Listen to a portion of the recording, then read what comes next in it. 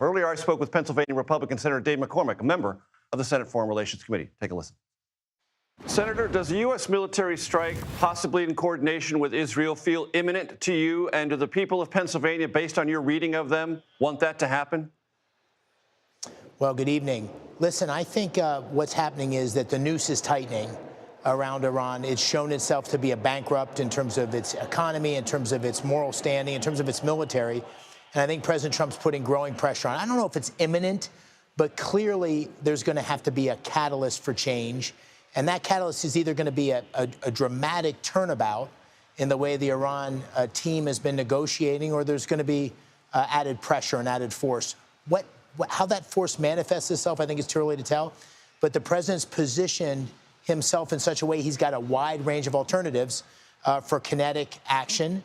And none of that's going to involve U.S. troops on the ground, but there's lots of ways to put added pressure on the Iranian regime.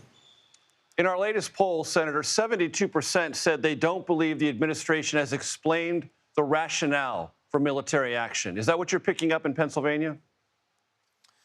Well, I think I find a more receptive ear from people in Pennsylvania. I think the simple argument is as follows. Iran has blood on its hands. It's killed thousands of Americans. It has threatened time and again to destroy America if it gains access to a nuclear weapon, to destroy Israel, our closest ally in the region. And you just have to ask yourself a question. Does Iran having a nuclear weapon, or does Iran having growing capability pose a real risk to America? Would they use it? I think the answer is yes. In addition to that, I think we see the Iranian people rising up. And we want to stand behind those people seeking freedom. We don't want to do that in a way that gets America entangled in some lengthy war like happened in Iraq and Afghanistan. But we do want to support the forces of freedom. And so I think when people hear that, they understand. They don't want American troops coming home in body bags, that's for sure. So they're skeptical of long military engagement. But I also think President Trump's built some credibility with the way he's conducted military operations in Venezuela and earlier last year in Iran. I think he's got some money in the bank in terms of credibility with the American people. Let's pick up on that Midnight Hammer operation last summer. The president said over and over the nuclear capabilities in Iran were obliterated. If they were, why would we need to go back? Well, I think two things. I think, number one, I think it was always said at the time that there had been significant damage done on the nuclear capabilities. It wasn't clear whether they had set them back 1 year, 2 years, 3 years, but it had set them back significantly. I don't think there's any doubt about that. Second is Iran has built an enormous missile capability, which it has used in the past on Israel and others. So there's clearly an enormous military capability there. It's been greatly eroded by the previous actions, but they're still, they pose significant military risk.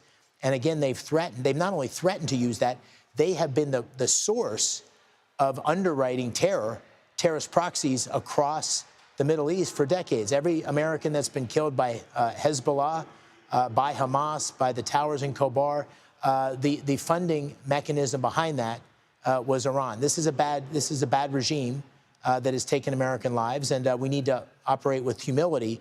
But make no mistake, it's in America's interest for this regime to either turn the page and become dramatically different, which I'm very skeptical about, or to ultimately turn over to a new day in Iran.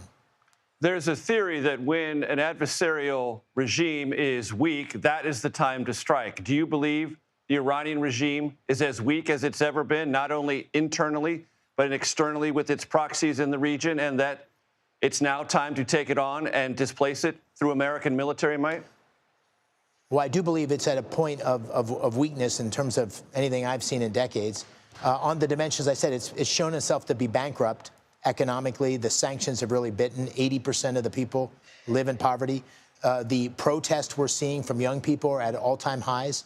And the military capability that was, a reign of terror that was promised on Israel last year proved to be far less effective and capable than we had expected, I think. And so they've been greatly undermined, but they're still pose significant risks. So I think we are at a point where the regime is likely to change. I would guess if you and I were talking sometime around next year at this time, the regime will have changed.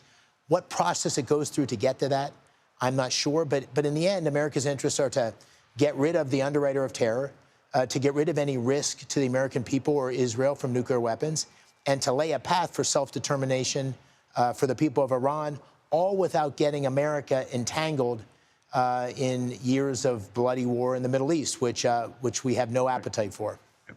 Easier said than done. History has reminded us of that. Pennsylvania Republican Senator Dave Indeed. McCormick, I appreciate it. Thank you so much, sir.